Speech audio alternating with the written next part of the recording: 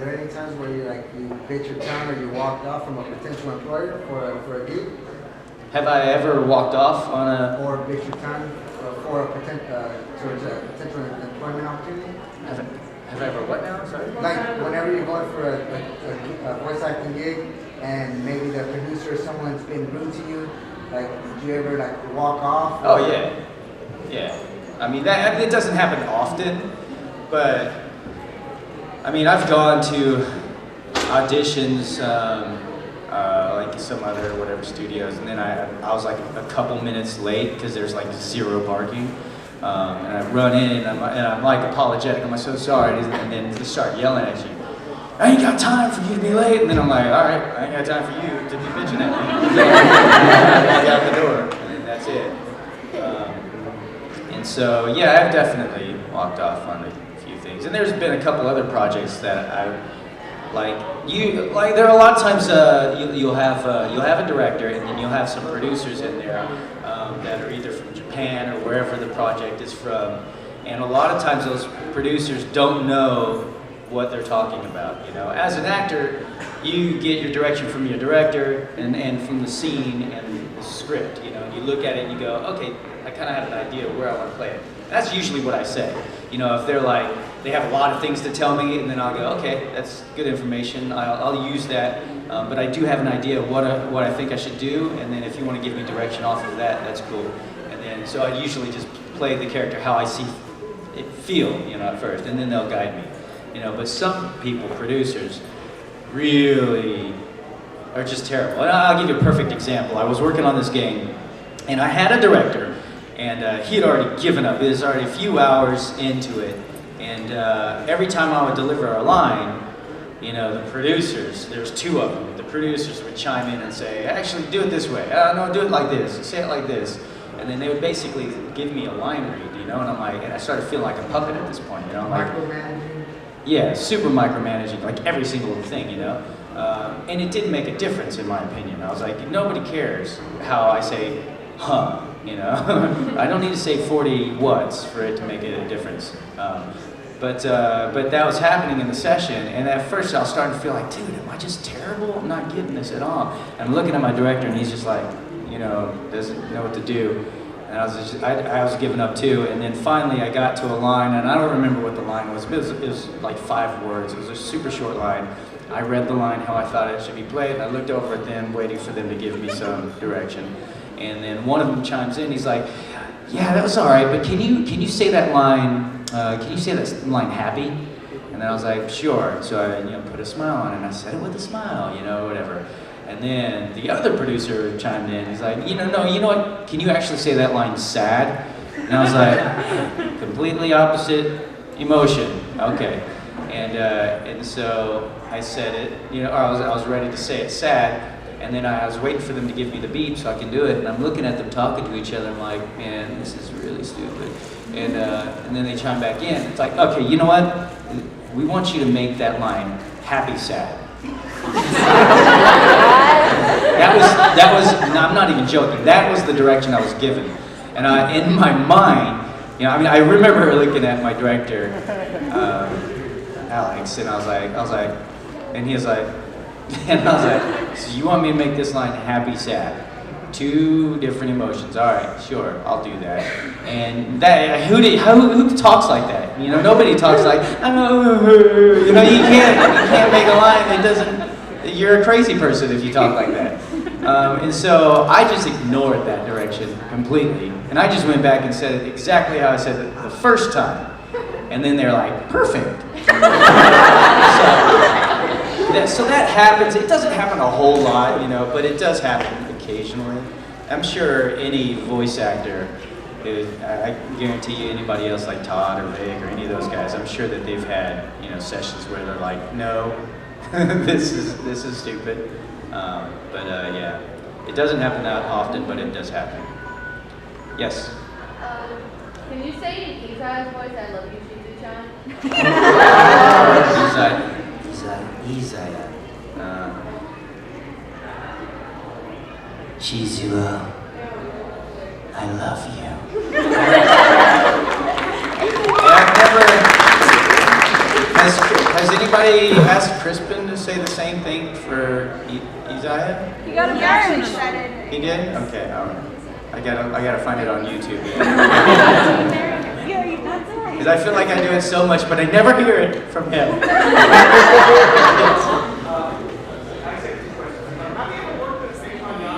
Vic, yeah, I've worked with him quite a few times, yeah. Also, On Free. We're on Free. Relationship with the character that you voice act.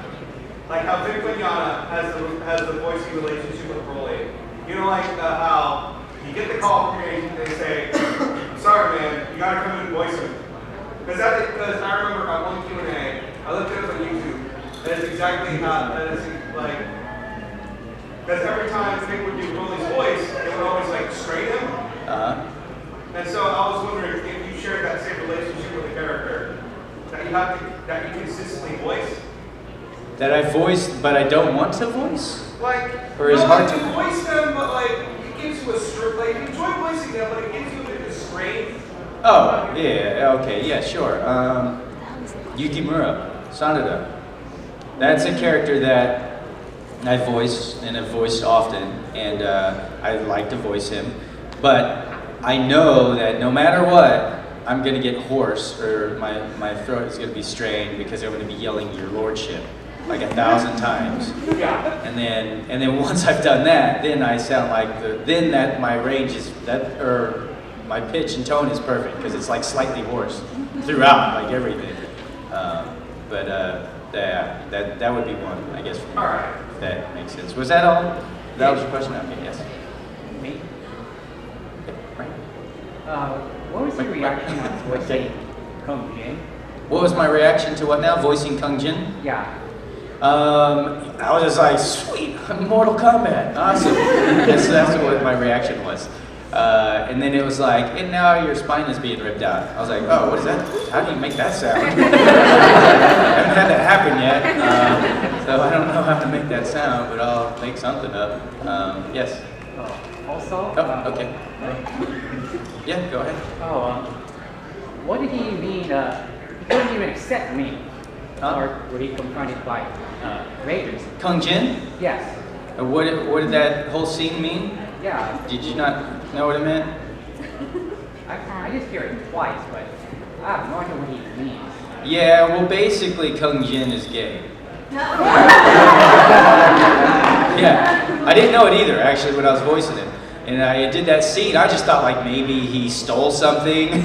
They just wouldn't understand, you know, or whatever. And then I just went through the scene, and then they're like, did you get that? And I was like, what do you mean? He was like, did you get when he was saying that they don't accept him? I was like, wait, what are you talking about? I was like, wait, is he gay? Because they never come straight out and say that, you know. And so I didn't even think that's what they meant, you know. I just assumed, no, they couldn't mean that, right? And they're like, yeah, he's gay. And I was like, oh, so I'm voicing the first gay character in Mortal Kombat? All right. So yeah, I didn't know exactly what was going on when I did that scene. I just did the scene. I thought it was something else, like they didn't accept him for something else. I just, in my mind, I did not think it was being gay, but that's what it was. I thought I called it BS at first. Huh? I thought I called it BS at first. I'll just prove it more evidence. More than just, oh, he's gay. Well, my director told me that. so I'm fairly certain that's the way it was. And I assume if there's a second game, they might go into more detail. But you know, that's all I know. Oh, Yeah. okay. As I was voicing it, I didn't know that he was gay, but they told me he was. Yes. Yes. Yeah. Okay. Yeah. Unless he's gonna take it from me. Okay. Have you ever seen the movie Frozen? Frozen? Yeah, sure, of Okay. course. Can you sing Let It Go?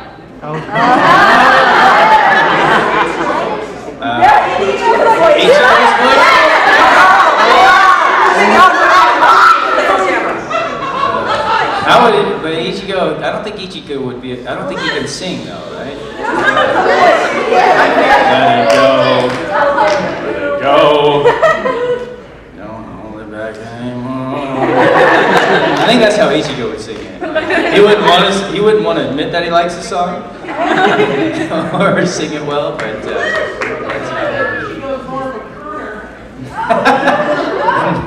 no way. Yes, in the back there. Yeah. I got more of a request than a question. My friend Jen has been really sick lately, and I would appreciate it if you asked her to feel better in your Artemis voice. Jen? Yeah, Jen. Hi, Jen. Is that thing rolling? Yes. Okay, hi, Jen. I'm Artemis. But I just look like a person right now. I don't look like a cat. Does anybody have an Artemis? I'm Johnny, who voices Artemis, and I just want you to know that I'm sending you my get well wishes. And so is everyone else here, apparently.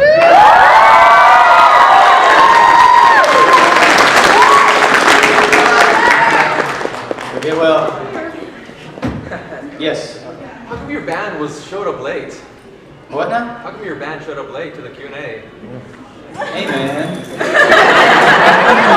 What, do you guys have a question for them? Does anybody have a question for them? You guys are awesome.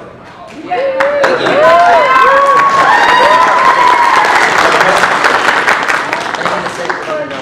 For the girl? For Jenny? Yeah. Yeah. How long did it take you to learn violin? By the way, I love how you play. Oh, thanks. It took me a really long time, actually. It was really hard. I've been playing a long time though, but yeah, you should It try. didn't take me that long. I've played it twice, I think, actually, in my entire life. I can play scary, and that's it. What's the strangest gift you've received from a fan? I've got a box of donuts. You know those donuts? I've got donuts many times. But you know those donuts? I don't know. You have that cellophane clear so you can see the donuts through the box, right? So I got one of those, but it wasn't like sealed, like it had been opened. And then like on that cellophane part, there was like what is it? Not mold. It was like sweaty. What is it? Condensation. Yeah, condensation. So it was like dripping. And I was like, oh, thanks. and she was like, go ahead, have one. I was like, I think I'm gonna wait. I'll have one later. And I took them, but I didn't eat them because that kind of grossed me out a little bit. Yeah. Oh, well, hey, would you eat it? It was already open. It was not sealed. It was open and had, you know, donut sweat in it or something else. Hey guys, so we're gonna be leaving after this to go back home. But first, I really do want to say thank you guys so much for being here. Thanks for coming to the show last night. If you did or didn't get a chance, we do have a couple CDs left here, about 24. If any of you guys wanted to pick one up, we can sign them. If you wanted to get an autograph, we'd have to do that super quick. Pictures, I don't know how much time, but we could do that if your stuff is ready to go. We'll snap a quick picture or something like that. And we'll start that in like maybe 5 more minutes. We'll just go over there and do it. But any other questions? I don't have Sharpies left. Do we have Sharpies? Yeah, I got it. You got it. Okay. Yes, Rainbow Dash. What do you like about being a voice actor? Like, what could you say you love about it? What do I love? You know, one of the coolest things is actually meeting you guys. Because really, let's say, here's the thing, it's like, whatever your job is or what you do, like, as a voice actor, I work on this project, I'm in a booth by myself. It's like being in a closet, right? You sit in this closet, whatever, and you work on a thing really hard, and you leave, and you don't ever know if anybody cares or likes it. And so when you go to something like this, you find out what shows were actually, cool for people, and you also find out which ones weren't as cool. But yeah, this is one of the things that is really a highlight, and it's unfortunate that a lot of people don't travel, to do these things. But of course, work is important if they just keep on. Yes, right here. This is a request actually. My friend couldn't be here, but her favorite character from you is Ichigo. So can you please say I love you, Ashley, as Ichigo? Okay. Ashley, Ichigo Kurosaki here. And apparently I love you.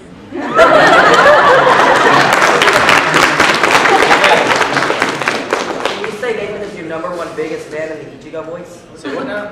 Can you say Nathan is your number one fan in the Ichigo voice? Nathan is my number one fan. Ichigo voice. Yes. I have one more question. Have you heard Undertale? No. Undertow? Undertale. Undertale? Alright.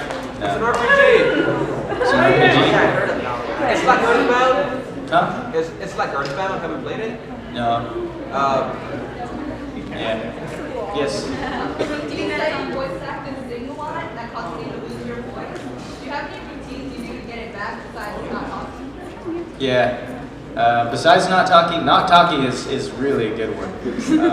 If you lose your voice or whatever, not talking is really important. But there are some things. There's, I have a few different things that I go through. There's like certain patterns and like, even just like a yawn or like a sigh, like with a little bit of voice. Like that kind of stuff is like a cool down. So doing things like that will help you a little bit. And then sometimes some people do waterfalls, with their voice. They start as high as they can, like whatever, and they go back up the other way. So stuff like that. But usually, I don't talk. That's the fastest way, in my opinion. And then drinking like a ton of like hot tea, or just like getting one of those like bears of honey and eating that all day long. It's really gross, but I mean it's cool at first. You're like, oh yeah, it's nice.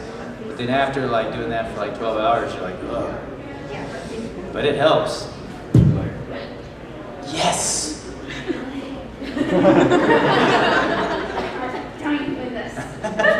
Okay, so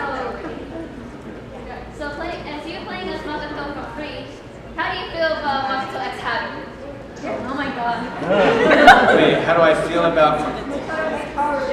The ship. Oh, the ship? Yes. That's not. I mean, they're in like a friendship.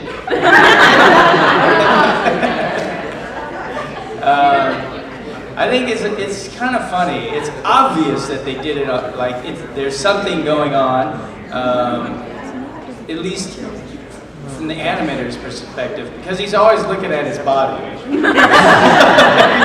every time like, he gets him out of the tub or whatever, he's like, looking at his body. It's like, come on. But it's very fan servicey. Yeah, I don't know. I don't think of it any more than just a friendship, where they admire each other's skills in swimming and bodies. Yes. Can I? Oh, as Kaneda? Yao Tetsu. I got work tomorrow. Alright, let's see. It's okay. It's older voice. Kaneda, okay. Tetsu!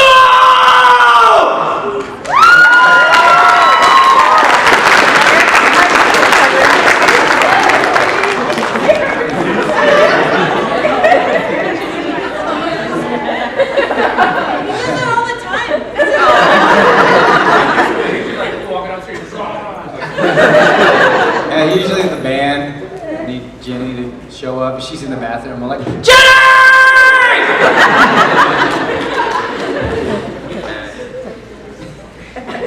Yes, Red Bull. Ish.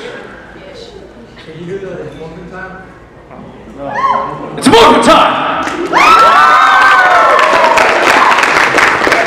Hey, did you guys see that in the waiting room? Jason, Frank, and I, we did the waiting room. Have you guys heard of that? Yeah. It's on YouTube. It's called The Waiting Room. It's usually like superheroes that are waiting for something.